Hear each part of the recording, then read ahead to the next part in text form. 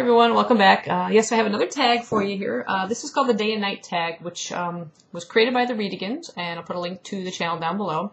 I was recently tagged by Charlie over at Duvet Day Devours, and I actually believe I was tagged earlier than that by Reyes Reads Reviews. This was some time ago, and I just have never gotten around to doing the tag, so I apologize, Reyes, for not doing this sooner, but I'll put a link to both Charlie and Reyes' channels below as well.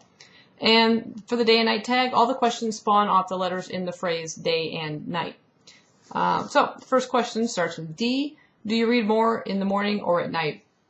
I leave for work at about 6 o'clock in the morning, so yeah, definitely at night. But I will try and read throughout, like my lunch period and stuff like that whenever I get a chance. And then on the weekends, I'm reading all day whenever I get a chance. I just do prefer a little bit more at nighttime, I'd say. Just a little bit quieter time. A, are there any books that changed the way you thought about things? I think every book leaves a bit of an impression on you based on the characters and how they handle situations. Every Day by David Levithan I thought was very intriguing because here's this character who we don't know anything about. All we know is the character is named A, and every day they're in a different person's body, occupying that person but with retaining some of their memories so they can go about, proceeding through a 24-hour period, and then the next morning wake up in another body. So A starts to fall in love with the girl it's like the boy's girlfriend in the body he's in. So I know that sounded kind of confusing, but for the girl who ends up starting to fall for A and learning about A's whole situation, every time A's in a different body, A tries to reconnect with this girl, whose name I'm sorry I cannot remember.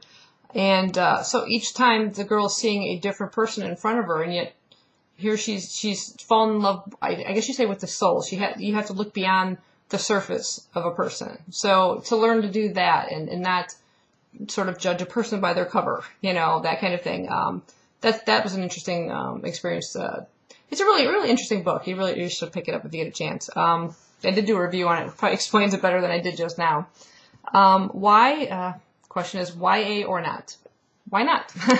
I love YA. Ever since I read Fault in Our Stars by John Green, I really just love we'll call it a genre. It's more an age level, middle grade YA adult novels. And it's just the right path of storyline. It doesn't have to get into too much of the romantic kind of stuff or the, into detail or anything like that. I like the storylines and everything, and just the characters and the writing styles. It's easygoing, just really enjoyable. A, are there characters that you honestly believe are real? Not really. I think every character is probably based in some way on the author's experiences or people they know. But yeah, not specifically real. And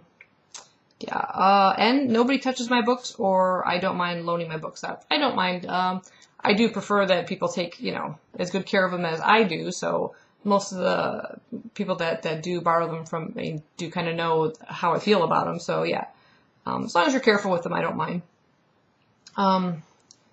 D, do you ever smell your books? No, that would be just kind of weird. But I do stroke them once in a while. It feels so nice. Okay. N, not everyone loves books. Is this a positive or a negative? It's not neither one. I think, I don't like lots of things. I don't like all my vegetables. I don't like, I don't know. Yeah, there's lots of things people like and don't like. I don't see why it's a problem. If you like to read, great. Most of my family doesn't read. I think it's a bit weird.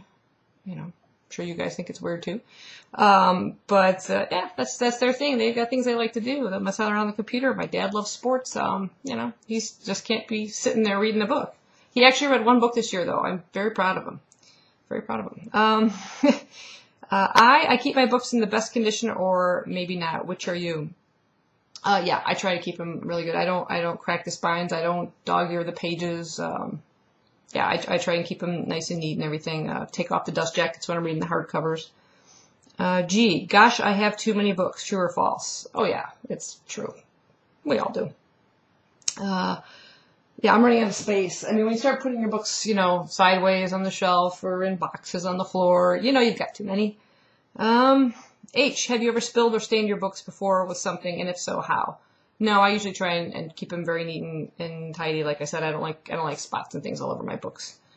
I can't honestly remember anything that I've ever damaged in a book. T is the last question. Toned or untoned while reading? Or in other words, do you read and work out at the same time? I wish I would. I had every intention to last year.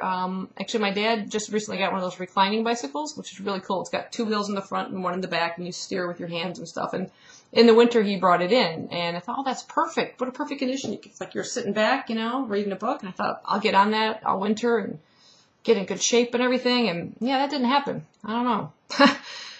So maybe this year, maybe it'll be a New Year's resolution. Who knows? But yeah, I would like to, but after work especially, work for me is like nonstop moving.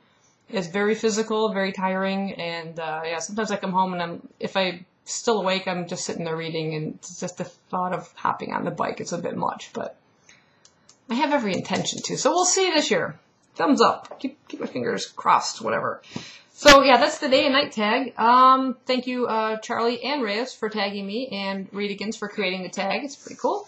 And who should I tag? I don't know. Well, I'll tag Bunny Cates, Casey Hilton, Bookhouse Reviews, and Reddit Reviewed It, and the Book Jazz. So anybody else who feels like doing it too, please go ahead and give it a shot.